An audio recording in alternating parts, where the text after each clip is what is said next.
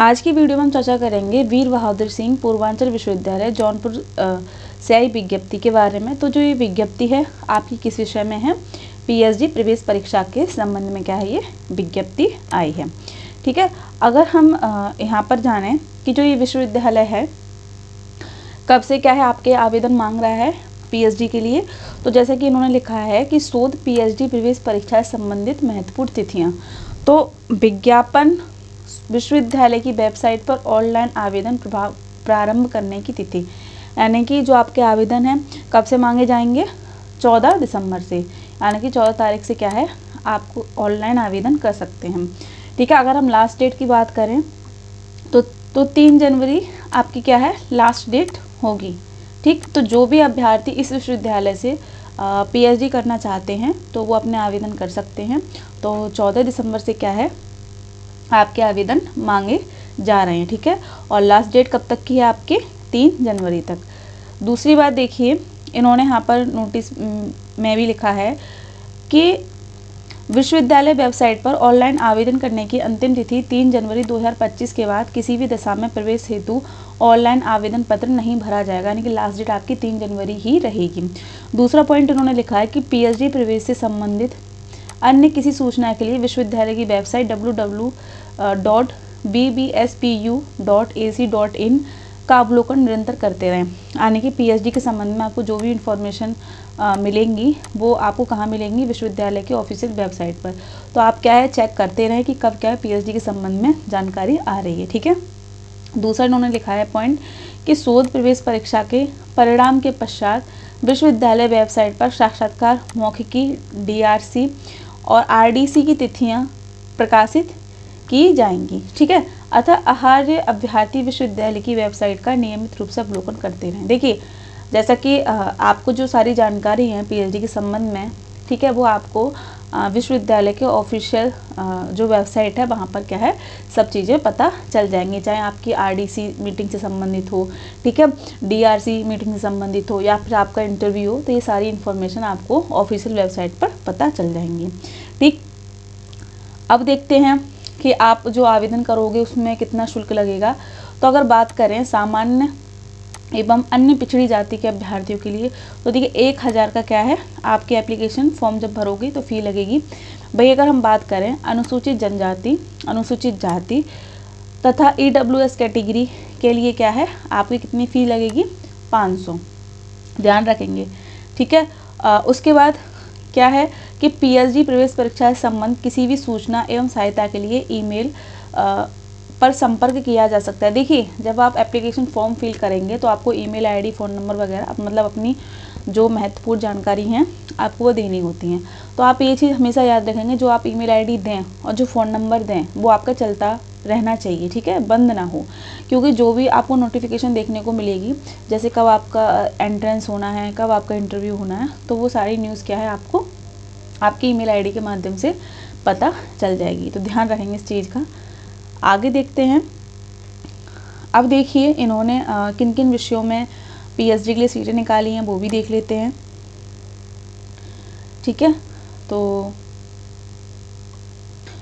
बात करें बायोटेक्नोलॉजी की, तो इसमें देखिए आप एक चीज़ नोटिस ज़रूर कर रहे होंगे कि जो सीटें हैं वो विश्वविद्यालय परिसर यानी कि यूनिवर्सिटी कैंपस और जो उनके साथ जो महाविद्यालय लगे हुए होते हैं यूनिवर्सिटी से एफिलिएटेड जो कॉलेज होते हैं उसमें भी जो रिक्तियां हैं उस हिसाब से क्या है इन्होंने डिवाइड की हैं। ठीक है, तो सबसे पहले जो बायोटेक्नोलॉजी है उसके संबंध में सीटें देखिए आपको यूनिवर्सिटी कैंपस में देखने को मिल रही है। कितनी सीटें हैं, 9। भाई अब अभी बात करें व्यावसायिक अर्थशास्त्र की, तो इसमें देखिए जो आपकी सीटें हैं कितनी हैं, 12। किस में है ये, यूनिवर्सिटी कैंपस में। ठीक है, मानव संसाधन विकास में देखिए 6 सीटें हैं जो आपके यूनिवर्सिटी कैंपस में ही हैं। वित्तीय अध्ययन की बात करें तो इसमें 5 सीटें हैं जो आपके कहाँ पर हैं, विश्वविद्यालय परिसर यानी कि यूनिवर्सिटी कैंपस में। बिजनेस मैनेजमेंट की बात करें तो इसमें कोई अभी सीट दी नहीं गई है। ठीक है, अगर हम बात करें व्यवहारिक मनोविज्ञान की यानी कि अप्लाइड साइकोलॉजी की, तो इसमें देखिए यूनिवर्सिटी कैंपस में 7 सीटें देखने को मिल रही हैं। वहीं कंप्यूटर एप्लीकेशन की बात करें तो इसमें देखिए 17 सीटें हैं। ठीक है, कहाँ पर है, आपके यूनिवर्सिटी के कैंपस में। इलेक्ट्रॉनिक और इंजीनियरिंग में देखें तो इसमें 10 सीटें देखने को मिल रही हैं जो आपके विश्वविद्यालय परिसर में हैं। वहीं अगर हम बात करें इलेक्ट्रिकल इंजीनियरिंग की तो इसमें देखिए 4 सीटें हैं जो आपकी यूनिवर्सिटी के कैंपस में हैं। कंप्यूटर साइंस एंड इंजीनियरिंग, ठीक है, तो इसमें देखिए अभी कोई सीट दी नहीं गई है। देखिए आप एक चीज़ ध्यान रखेंगे कि यूनिवर्सिटी के पास ये अधिकार होता है कि अगर वो किसी विषय में, हालांकि जो वो रिक्ति निकाल देते हैं तो वो उनमें कमी भी कर सकती है, और यदि किसी सब्जेक्ट में उन्होंने कोई सीट नहीं निकाली है तो आगे जाके क्या है, उन पर वो सीटें निकाल सकती है। ठीक है, ये चीज़ आप ध्यान रखेंगे। लेकिन अभी यहाँ पर कोई सीट देखने को नहीं मिल रही है। ठीक, अगर हम बात करें मैकेनिकल इंजीनियरिंग की तो इसमें देखिए विश्वविद्यालय परिसर यानी कि यूनिवर्सिटी कैंपस में 3 सीटें हैं। मानविकी एवं सामाजिक विज्ञान में देखिए 2 सीटें देखने को मिल रही हैं। कहाँ है, आपकी यूनिवर्सिटी कैंपस में। जनसंचार एवं पत्रकारिता, ठीक है, तो इसमें देखिए आपको 3 सीटें देखने को मिल रही हैं। कहाँ, यूनिवर्सिटी कैंपस में। अगर हम नैनो साइंस की बात करें तो 3 सीटें हैं आपकी यूनिवर्सिटी कैंपस में। इसके बाद देखिए रिन्यूएबल एनर्जी, ठीक है, तो इसमें कोई सीट नहीं है अभी। ठीक है, ध्यान रखेंगे। अगर भौतिकी की बात करें, फिजिक्स की, तो देखिए इसमें आपको यूनिवर्सिटी कैंपस में भी सीटें मिल रही हैं देखने को, और जो महाविद्यालय लगे हुए हैं यूनिवर्सिटी तो उसमें भी क्या आपको रिक्ति देखने को मिल रही है। कितनी सीटें हैं, 28 सीटें। केमिस्ट्री की बात करें तो इसमें देखिए आपको यूनिवर्सिटी कैंपस महाविद्यालय दोनों में क्या 15 सीटें देखने को मिल रही हैं। गणित में देखिए दोनों में आपको 72 सीटें देखने को मिल रही हैं। ठीक है, भूगर्भ विज्ञान या अप्लाइड जियोलॉजी में देखिए 10 सीटें हैं, जिसमें आपकी यूनिवर्सिटी कैंपस की भी सीटें हैं और महाविद्यालय में। ठीक है, विधि में देखिए इसमें देखिए जो महाविद्यालय में रिक्ति निकली है सिर्फ उसमें ही सीटें देखने को मिल रही हैं, 8 सीटें हैं। हिंदी में देखिए 76 सीटें हैं। ठीक है, अगर अंग्रेजी की बात करें तो महाविद्यालय में 76 सीटें हैं। ठीक, समाजशास्त्र में कितनी है महाविद्यालय में, 48। राजनीति शास्त्र में कितनी है, 69। ठीक है, और प्राचीन इतिहास में कितनी सीटें हैं, 29। तो यहाँ पर एक चीज़ आप ज़रूर ध्यान रखेंगे कि देखिए कुछ सीटें क्या होती हैं यूनिवर्सिटी के कैंपस में रहती हैं जिसे हम कह देते हैं विश्वविद्यालय परिसर, और कुछ सीटें वो होती हैं जो यूनिवर्सिटी से जो कॉलेज लगे हुए होते हैं। ठीक है, तो वहाँ पे जो प्रोफेसर होते हैं उनके अंडर में सीटें होती हैं, तो उनके अकॉर्डिंग क्या है सीटें निकालते हैं, ध्यान रखेंगे। ठीक है, अब देखते हैं अगले विषयों को। तो देखिए मनोविज्ञान में कितनी सीटें, 18 हैं, ये सभी महाविद्यालय में सीटें हैं। ठीक है, सैन्य विज्ञान में कितनी है, 50 सीटें हैं। इतिहास में 9 सीटें हैं। अर्थशास्त्र में 75 सीटें हैं। शिक्षा शास्त्र में 19 सीटें हैं। ठीक है, संस्कृत में आपकी 59 सीटें हैं। दर्शन शास्त्र में आपकी 15 सीटें देखने को मिल रही हैं। उर्दू में देखिए 4 सीटें हैं। अगर बात करें शिक्षक शिक्षा संकाय की तो इसमें 44 सीटें हैं। वाणिज्य में देखिए 11 सीटें देखने को मिल रही हैं। प्राणी विज्ञान में आपकी 27 सीटें हैं। वनस्पति विज्ञान में आपकी 56 सीटें हैं। शारीरिक शिक्षा में कितनी है, आपकी 24 सीटें हैं। अगर हम बात करें म्यूज़िक की तो म्यूज़िक में कितनी सीटें हैं, 6 सीटें हैं। ठीक है, गृह विज्ञान में 2 सीटें हैं। भूगोल में कितनी, 70 सीटें हैं। और शस्य विज्ञान की बात करें 5 सीटें हैं। आनुवांशिकी एवं पादप प्रजनन, इसमें भी कोई सीटें दी नहीं गई हैं। ठीक है, पादप रोग विज्ञान में देखिए 9 सीटें देखने को मिल रही हैं। कीट विज्ञान में भी सीटें दी नहीं गई हैं। ठीक, कृषि रसायन एवं मृदा विज्ञान, इसमें आपको 5 सीटें देखने को मिल रही हैं। हॉर्टिकल्चर में देखिए 10 सीटें हैं। इसके बाद अगर हम बात करें पशुपालन एवं दुग्ध विज्ञान की तो कितनी सीटें हैं, 3 सीटें। ठीक है, इसके बाद एग्रीकल्चर इकोनॉमिक्स में कितनी सीटें हैं, 12 सीटें हैं। और कृषि प्रसार में कितनी सीटें हैं, 4 सीटें। कृषि अभियांत्रिक में देखिए 2 सीटें और चित्रकला में 4 सीटें। ठीक है, तो यहाँ पर अपने विषय के अनुसार देख लेंगे कि कहाँ कितनी सीटें हैं। ठीक, दूसरी बात जैसा मैंने आपको बताया था वही बात उन्होंने लिखी है कि वर्तमान में कोई सीट रिक्त नहीं है। भविष्य में अगर कोई सीट किसी सुपरवाइजर के अंडर में खाली होती है तो वो उस सीट पर क्या है अभ्यर्थियों का चयन कर लिया जाएगा। ठीक है, पीएचडी प्रवेश परीक्षा के उपरांत विभागीय शोध समिति यानी कि डीआरसी की अंतिम तिथि तक सीटों की संख्या घट बढ़ सकती है, ध्यान रखेंगे। ठीक है, जैसा मैंने आपको बताया हर यूनिवर्सिटी के पास ये अधिकार होता है, वो चाहे तो सीटें घटा भी सकती है और बढ़ा भी सकती है। ठीक है, आप इस पर कोई आर्ग्यू नहीं कर सकते। ठीक, चलते हैं आगे। अब देखिए दूसरा बिंदु इन्होंने क्या लिखा है कि परीक्षा के पश्चात विभागीय शोध समिति DRC की बैठक के समय विश्वविद्यालय परिसर एवं राजकीय अनुदानित महाविद्यालय में रिक्त सीटों को दृष्टिगत रखते हुए प्रवेश परीक्षा में साक्षात्कार के आधार पर शोध विषयों में प्रवेश लिया जाएगा। यानी कि देखिए आपका एंट्रेंस भी होगा, ठीक है, और क्या आपका साक्षात्कार भी होगा। ठीक, अब आपको PhD पाठ्यक्रम में प्रवेश हेतु पात्रता संबंधी महत्वपूर्ण सूचनाएं। तो सबसे पहले यही कि जो आपकी प्रवेश परीक्षा है वो ये विश्वविद्यालय करा रहा है, ठीक है। तो जो भी जानकारी है आपको इनकी ऑफिशियल वेबसाइट पर पता चल जाएगी, ठीक। वहीं दूसरी बात कि जो भी अभ्यर्थी PhD पाठ्यक्रम में प्रवेश लेना चाहते हैं उन्हें सभी अभ्यर्थियों को क्या है ऑनलाइन आवेदन करना अनिवार्य है, ठीक है, ध्यान रखेंगे।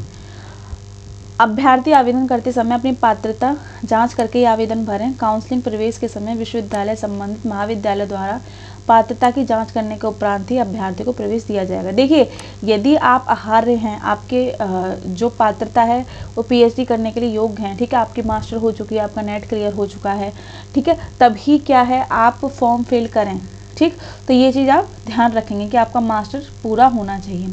अब देखिए इन्होंने क्या बात बोली है कि प्रवेश परीक्षा में किनको छूट मिलेगी। तो सबसे पहले तो यही बात है कि जो उत्तर प्रदेश के हैं, तो जो पिछड़ा वर्ग, ठीक है, अनुसूचित जाति जनजाति, तो उन लोगों को यहाँ पर आरक्षण देखने को मिल रहा है, ठीक है। दूसरी बात कि ऐसे अभ्यर्थी जिन्होंने गेट की परीक्षा उत्तीर्ण की हो या गेट स्कोर कार्ड वैध हो, ठीक, जिन्होंने आर्मी, नेवी या एयरफोर्स में कम से कम 10 वर्ष की सेवा की हो, उन्हें आरक्षण देखने को मिलेगा, ठीक। तो यहाँ पर ये चीज़ें आपको ध्यान रखनी है, ठीक है। अब देखिए एक और उन्होंने लिखा है कि अंशकालिक PhD यानी कि पार्ट टाइम PhD, ठीक है।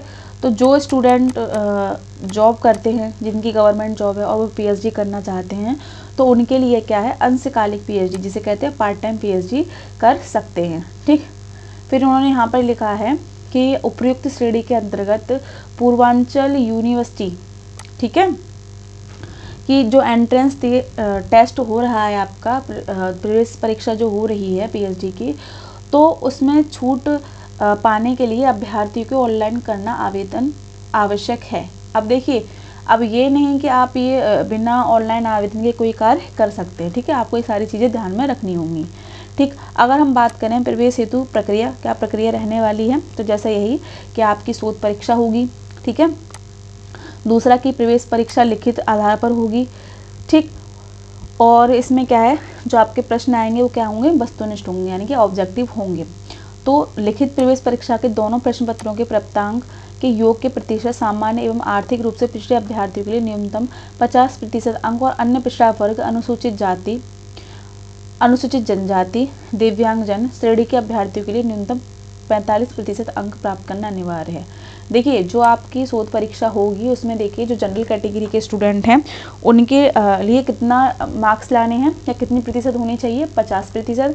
भाई आरक्षण देखिए आपको अन्य पिछड़ा वर्ग, अनुसूचित जाति, अनुसूचित जनजाति और जो PH कैटेगरी के स्टूडेंट हैं उनके लिए क्या है 5% की छूट देखने को मिल रही है, ठीक है। अगर हम बात करें कि जो आपका एग्ज़ाम होगा, एंट्रेंस एग्ज़ाम होगा, उसका सिलेबस क्या रहेगा, तो वही जैसा आपको सबको पता ही होगा कि आपकी 50% क्या है आपकी रिसर्च पूछी जाएगी, ठीक है, और 50% क्या है आपके विषय से प्रश्न आएंगे, ठीक है, जो UGC नेट में आपने पढ़ाई की है वो सारी चीज़ें आपसे पूछी जाएगी, ठीक। दूसरी बात इन्होंने क्या लिखी है कि विशिष्ट विषय का पाठ्यक्रम वीर बहादुर सिंह पूर्वांचल विश्वविद्यालय जौनपुर के स्नातकोत्तर पाठ्यक्रम के समान होगा। यानी कि भाई जो आप मास्टर में पढ़ते हो और जो नेट की भी आपने तैयारी की है तो सिलेबस सारा वही रहेगा, ठीक है, ध्यान रखेंगे। अगला इन्होंने लिखा है कि संयुक्त शोध प्रवेश परीक्षा 2024 प्रवेश परीक्षा विश्वविद्यालय परिसर में ही आयोजित की जाएगी और परीक्षा की तिथि तथा समय की जानकारी पृथक रूप से विश्वविद्यालय की वेबसाइट पर दी जाएगी, ठीक है। तो जो आपका एंट्रेंस होगा वो विश्वविद्यालय परिसर में ही होगा और कब आपकी परीक्षा होगी और किस तिथि को होगी ये सारी इन्फॉर्मेशन आपको यूनिवर्सिटी की ऑफिशियल वेबसाइट पर पता चल जाएगी, ठीक, दूसरा इन्होंने देखिए आपकी लिखित परीक्षा होगी, उसके बाद देखिए आपका रिजल्ट डिक्लेयर कर दिया जाएगा। ठीक है, लिखित परीक्षा में यदि किसी प्रश्न के उत्तर पर किसी भी प्रकार की कोई आपत्ति होती है तो उन आपत्तियों का निस्तारण एक निश्चित समयावधि में कर दिया जाएगा। देखिए आपकी आंसर की जारी की जाएगी, प्लस उसके साथ क्या क्वेश्चन पेपर भी जारी किया जाएगा। यदि किसी को डाउट रहता है आंसर की में, तो वो क्या है ऑब्जेक्शन उठा सकते हैं। ठीक, उसके बाद जिन स्टूडेंट का सिलेक्शन होगा उनका साक्षात्कार होगा, ध्यान रखेंगे। ठीक है, तो जो लोग स्टूडेंट साक्षात्कार के लिए अर्ह पाए जाएंगे तो उनकी जो लिस्ट है वो यूनिवर्सिटी की ऑफिशियल वेबसाइट पर जारी कर दी जाएगी। ठीक है, तो अर्ह अभ्यर्थियों को पीएचडी पाठ्यक्रम में प्रवेश हेतु साक्षात्कार में उपस्थित होना अनिवार्य होगा। ठीक, तो जिन लोगों का फिर साक्षात्कार में सिलेक्शन हो जाएगा फिर क्या है उनका रिजल्ट डिक्लेयर कर दिया जाएगा। ठीक, इसके साथ देखिए मौखिक साक्षात्कार प्रक्रिया से पूर्व अभ्यर्थी को अपने प्रस्तावित शोध निर्देशक की सहमति पत्र प्राप्त करना आवश्यक है। ठीक है, तथा निर्धारित रूप में शोध संक्षेपिका यानी कि सिनॉप्सिस का जमा करना होगा। आप ये चीज़ ध्यान रखें, यहाँ पे सिनॉप्सिस ये मांग रहे हैं। ठीक है,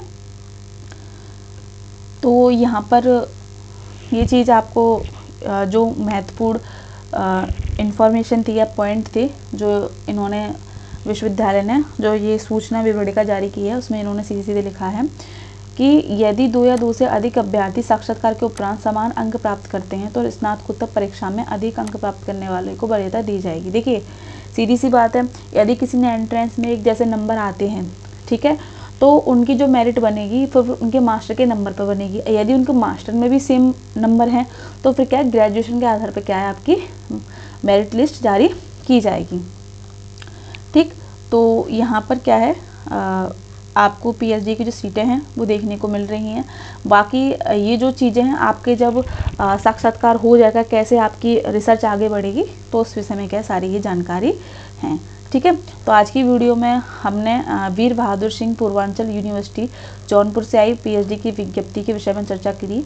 तो ये काफ़ी एक अच्छा अवसर है क्योंकि आप देखिए इस साल आपको पीएचडी के एडमिशन हर विश्वविद्यालय से देखने को मिल रहे हैं। ठीक है, तो आपके पास काफ़ी अच्छा अवसर है। यदि किसी स्टूडेंट का सिलेक्शन किसी अन्य यूनिवर्सिटी में नहीं हो पाया पीएचडी में तो वो क्या है यहाँ पर ट्राई कर सकते हैं। ठीक है, तो आज की वीडियो में इतना ही। मिलते हैं आपको अपनी अगली वीडियो में एक नई नोटिफिकेशन के साथ। तो बने रहें अपने चैनल के साथ। बहुत बहुत धन्यवाद।